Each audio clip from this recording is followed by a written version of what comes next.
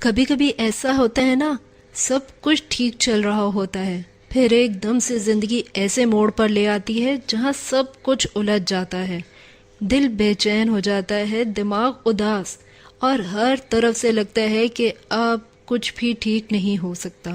ایسے وقت میں انسان کا سب سے پہلا ری ایکشن کیا ہوتا ہے؟ گھبراہٹ، مایوسی، اور پھر سب کچھ خراب اور برباد ہو جاتا ہے۔ لیکن کیا آپ کو پتہ ہے، اسی گھبراہٹ کے اندر اللہ آپ کا امتحان لے رہا ہوتا ہے۔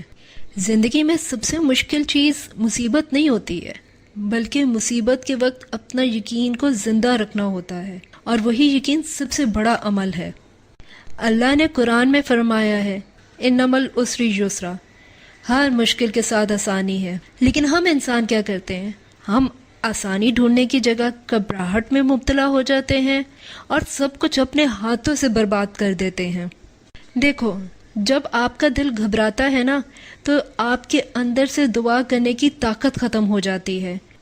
بس ایسے میں کسی مہان شخص نے ایک بار کہا تھا، سب سے پہلے گھبرانا نہیں ہے، کیونکہ گھبراہٹ سب کچھ برباد کر دیتی ہے۔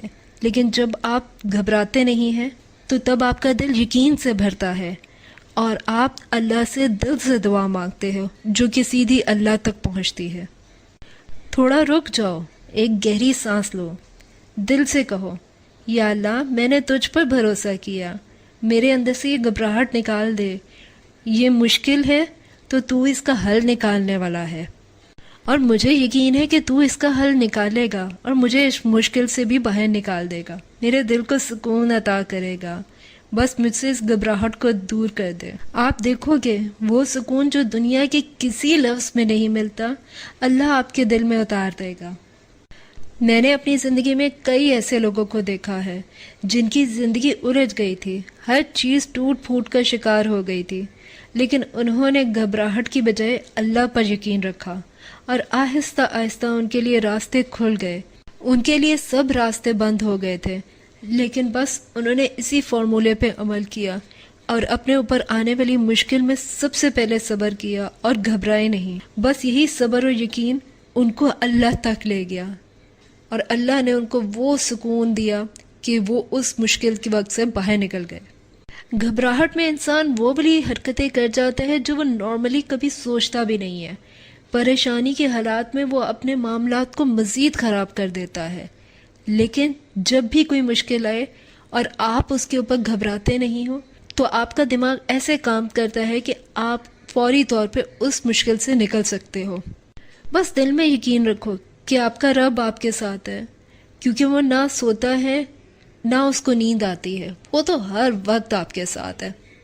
کبھی اپنے گزرے ہوئے وقت کو تو یاد کرو، وہ مشکل وقت جو آپ کو لگتا تھا کہ کبھی ختم ہی نہیں ہوگا اور آپ اس مشکل سے تو نکل ہی نہیں سکتے، لیکن کیا اب آپ کو یاد ہے کہ آپ اس مشکل وقت سے نکل گئے ہو؟ آپ کو یقین آتا ہے؟ نہیں آتا نا؟ تو یہ بس اس اللہ کی کرم نوازی ہے جو اس نے آپ پہ کی ہے، کیونکہ آپ گھبرائے نہیں، آپ پریشان نہیں ہوئے، آپ نے اپنا بھروسہ اللہ پر رکھا۔ یہاں پر ہم ایک لڑکے کی مثال لیتے ہیں، وہ لڑکا جو انتہا سے زیادہ اپنی جاب میں محنت کرتا تھا، مخلص تھا، وقت سے جاتا تھا، لیکن پھر ڈاؤن سائزنگ شروع ہوئی اور سب سے پہلے اس کا شکار وہی لڑکا ہوا اور اس کو جاب سے اچانک نکال دیا گیا۔ اب بل پینڈنگز تھے، ذمہ داریاں اوپر سے بڑھ گئی تھیں، ماں باپ کی خدمت، بیوی بچوں کا خرچہ، پریشانیوں نے جیسے اچانک سے اس کے گھر کا راستہ دیکھ لیا تھا۔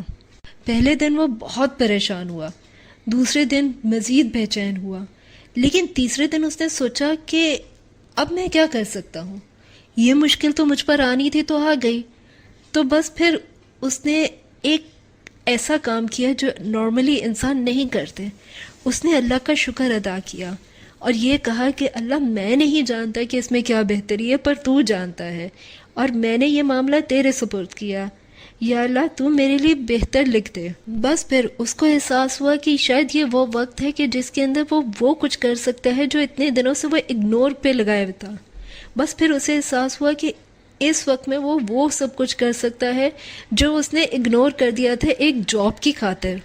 اس نے سوچنا شروع کیا کہ اس کے کیا شوق تھے، وہ کن چیزوں میں خوش رہتا تھا۔ اس کو احساس ہوا کہ وہ تو کوکنگ کرنے میں بہت خوش رہتا تھا، لیکن جاب، ماں باپ کی ذمہ داری، بیوی بچوں کے کام کاج میں اس کو اتنا مصروف کر دیا ہوا تھا کہ وہ ان چیزوں سے دور بھاگ گیا تھا۔ اس نے کیا سوچا؟ اس نے بس تھوڑی ریسرچ کی اور پھر ایک مزیدار سا کھانا بنایا اور جا کے اپنے نیبرز میں دے آیا۔ نیبرز کو وہ کھانا اتنا پسند آیا کہ انہوں نے اس کو دوبارہ آرڈر دیا۔ بس پھر کیا تھا، ایک آرڈر سے دوسرا آرڈر، دوسرے سے تیسرا اور تیسرے سے چوتھا، یہاں تک کہ اس کو اپنا ریسٹورینٹ کھولنا پڑ گیا، اتنا اس کا کام چل پڑا۔ ایک دن وہ اپنے پیسے کما کے اپنی تجوری میں رکھ رہا تھا، تب اس کو خیال آیا کہ ایک وہ وقت تھا کہ جب وہ پریشانی میں مبتلا تھا، اس کی جاب چلی گئی تھی، اس کو کچھ نظر نہیں آ رہا تھا۔ پھر اچانک سے یہ کرم نوازی کیسے ہوئی؟ تب اس کو ایک دم سے یاد آیا، کیونکہ اس نے اللہ کا شکر ادا کیا تھا اور وہ اس مشکل میں گھبرایا نہیں تھا۔ تب اس کو سمجھ میں آئی کہ یہ کرم نوازی اصل میں اس لیے ہوئی کیونکہ اس نے اپنا یقین اللہ پر رکھا تھا، اور جو لوگ اپنا یقین اللہ پہ رکھتے ہیں تو بس اللہ کے لیے ان کی مشکلوں سے ان کو نکالنا کوئی مشکل کام ہی نہیں ہوتا۔ پھر اس نے سوچا کہ اگر میری جاب نہ جاتی تو مجھے یہ احساس نہ ہوتا کہ میں کس چیز میں خوش ہو سکتا ہوں۔ جاب جانے سے اس کو احساس ہوا کہ اس کی اصل خوشی تو کسی اور چیز میں تھی، اور وہ اپنی پوری زندگی ایک جاب کی خاطر برباد کر رہا تھا، جبکہ اب وہ موقع اس کو اللہ نے دیا اور وہ اس چیز میں خوش ہوا جو وہ کرنا چاہتا تھا۔ اب وہ دل سے محنت بھی کرتا تھا، اس کے لیے اس نے دن رات بھی ایک کر دی ہے۔ جاب میں تو وہ 9 سے 10 گھنٹے اپنی زندگی کے وہاں پہ جب دے کر آتا تھا تو اس کا گھر میں دل ہی نہیں لگتا تھا کچھ اور کرنے کے لیے، نہ ہی اس کے پاس ہمت ہوتی تھی۔ اب چاہے اس میں ورکنگ آورز اس کے بڑھ گئے ہیں، لیکن وہ کام کر رہے جو وہ دل سے کرنا چاہتا تھا، جو اس میں اس کو سکون محسوس ہوتا تھا۔ بس یہی ہے یقین اور یہی ہے توکل۔ صبر اور یقین، یہ دونوں اللہ کے بندوں کے سب سے بڑے ہتھیار ہیں۔ اور صبر کا مطلب یہ نہیں ہے کہ آپ کچھ محسوس نہ کرو، صبر کا مطلب یہ ہے کہ جب آپ پوری طرح ٹوٹ چکے ہو تب بھی آپ نے گھبرانا نہیں ہے۔ بس دل میں یقین ہونا چاہیے کہ میرا رب میرے ساتھ ہے۔ بس اللہ تو ہمیں آزما رہا ہوتا ہے کہ مشکل وقت میں ہم اس کو کتنا یاد کرتے ہیں، اور پھر جب اللہ اس مشکل سے نکال دیتا ہے تو کہیں ہم اس کو بھول تو نہیں چاہتے، کیونکہ اصل امتحان تو تب ہوتا ہے جب خوشی ملتی ہے، خوشی میں ہی اللہ کو یاد رکھا جاتا ہے۔ تو بس پھر آج سے جب بھی زندگی مشکل لگے، جب بھی دل گھبرائے، بس اس مہان شخص کی اس بات کا یاد رکھ لینا کہ سب سے پہلے آپ نے گھبرانا نہیں ہے، اللہ پر یقین کرنا ہے، اور اس عام سی بات کو کبھی نہیں بھولنا۔